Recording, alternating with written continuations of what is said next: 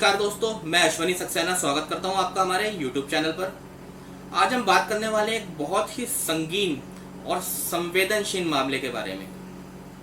जी हाँ दोस्तों, बच्चों का यौन शोषण।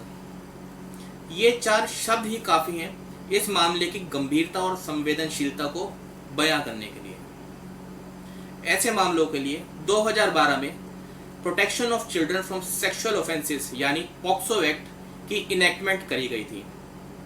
तो एक रीसेंट कोर्ट प्रोनाउंसमेंट के जरिए उसको एग्जाम्पल के तौर पर समझने की कोशिश करते हैं और जानने की कोशिश करते हैं कि क्या होता है पॉक्सो एक्ट। सोनू पंजाबन, इस नाम से अधिकतर सभी परिचित हैं। खासकर युवा पीढ़ी में अधिकतर सभी इस नाम को भली भांति जानते हैं। सोनू पंजाबन, जिसे देह व्यापार की लेडी डॉन भी कहा जाता है, ये हम नहीं कहते बल्कि देश की मीडिया और अलग अलग सोशल नेटवर्किंग साइट्स पर ये नाम देखने को मिलता है। देश में देह व्यापार वैध नहीं है, उसके बावजूद देश में देह व्यापार का अवैध धंधा ज़्यादा फल फूल रहा है। हाल ही में सोनू पंजाबन और अपराध में शामिल उसके साथी को दिल्ली की द्वारका कोर्ट ने बच्चों के यौन शोषण और ह्यूमन ट्रैफिकिंग के मामले में इंडियन पीनल कोड यानी भारतीय दंड प्रक्रिया और पॉक्सो एक्ट यानी protection of children from sexual offences act के तहत 24 साल की सज़ा और 64,000 के फाइन की सज़ा सुनाई है।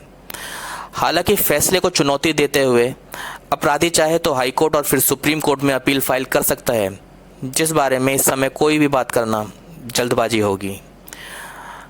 आपराधिक मामला कुछ यूँ था कि साल 2009 में एक शख्स एक 12 साल की नाबालिग लड़की को अपने प्यार में फंसाकर शादी करने के बहाने से एक औरत के पास ले जाता है, वहाँ उसका शारीरिक शोषण करता है और उसके बाद उस नाबालिग लड़की को उसी औरत को पैसों की खातिर बेच देता है।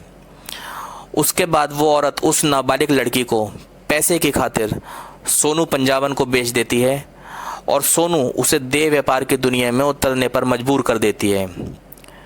इल्ज़ाम ये भी था कि उस नाबालिग लड़की को किसी भी ग्राहक के पास भेजने से पहले नशे की दवाइयाँ भी खिलाई जाती थीं। मामले की गंभीरता को देखते हुए और सभी सबूतों और गवाहों को बारीकी से देखने के बाद 24 साल कारावास की सज़ा सुनाई गई। पिछले कुछ सालों में बच्चों के साथ बढ़ते दुष्कर्मों के मामलों को देखते हुए इस विषय पर संज्ञान लिया गया था और साल 2012 में पॉक्सो एक्ट यानी protection of children from sexual offences act, इस कानून को पारित किया गया, जिसमें साल 2019 में दोबारा और भी ज़्यादा कड़े संशोधन यानी अमेंडमेंट्स की गईं। पॉक्सो एक्ट के तहत जिस भी बच्चे की उम्र 18 साल से कम है उसके साथ कोई भी सेक्सुअल ऑफेंस होता है तो अपराधी के खिलाफ पॉक्सो एक्ट में मुकदमा चलाया जाता है। ये एक जेंडर न्यूट्रल कानून है, यानी बच्चा लड़का हो या लड़की हो, दोनों कंडीशंस में एक्ट अप्लाई होता है। और सबसे बड़ी खास बात यह है कि इस एक्ट के मुताबिक सेक्सुअल ऑफेंस का मतलब सिर्फ चाइल्ड रेप नहीं है, बल्कि इसकी परिभाषा को और भी विस्तार रूप दिया गया है।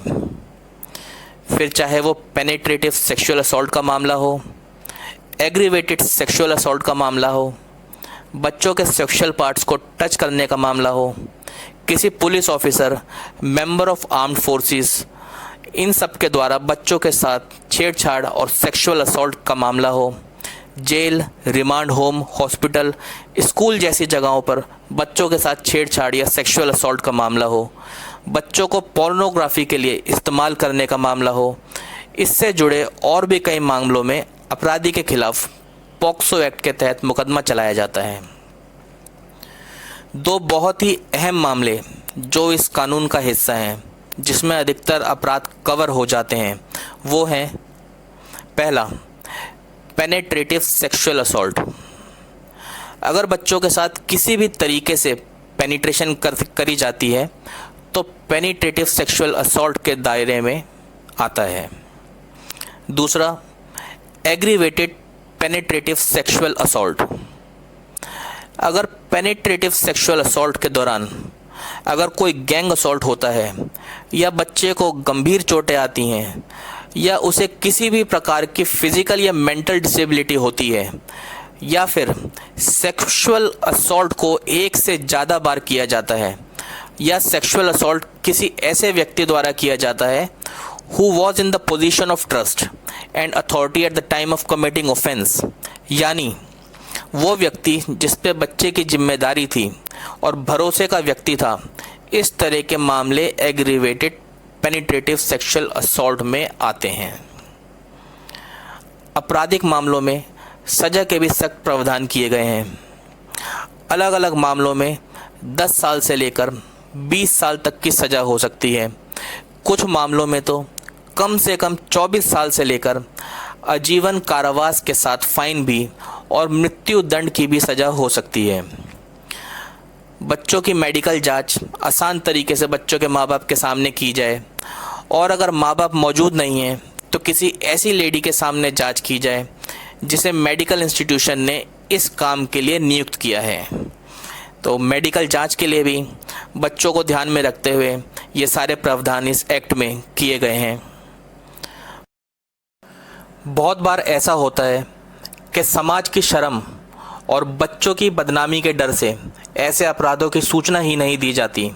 इस बात को ध्यान में रखते हुए पॉक्सो एक्ट के तहत बच्चों की पहचान को भी विश्वसनीय रूप से छुपाए रखने के भी प्रावधान किए गए हैं, और इस बात का भी ध्यान रखा गया है कि जिस समय बच्चों की कोर्ट में गवाही हो, उस समय अपराधी कोर्ट में मौजूद होते हुए भी पीड़ित बच्चों को देख तक ना पाए, पर बच्चा अपराधी को देखकर उसकी पहचान करने में सक्षम हो। इस तरह के प्रावधान गवाही के समय कोर्ट में किए जाते हैं। अपराधी की बेल के मामलों में भी बहुत ही सख्त तरीके से सुनवाई की जाती है। ऐसा नहीं है कि अपराधी ऐसा घिनौना अपराध करने के बाद आसानी से बेल पर छूट जाए। So POCSO act is originated from POCSO act की उत्पत्ति हमारे इंडियन कॉन्स्टिट्यूशन के आर्टिकल 15(3) जो कहता है कि स्टेट बच्चों और औरतों के लिए स्पेशल प्रोविजंस बनाए, और आर्टिकल 39 जो कहता है कि state shall direct its policies towards securing that the tender age of childrens are not abused, इन दोनों से हुई है, और यही इस कानून का आधार है।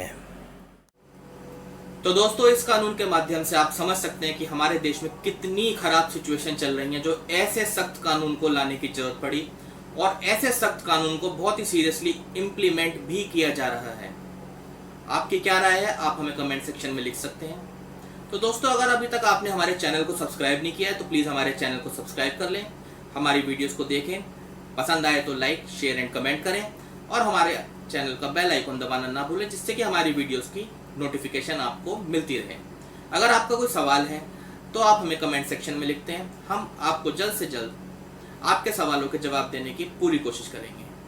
तो दोस्तों, सेफ रहें, स्वस्थ रहें, आपका दिन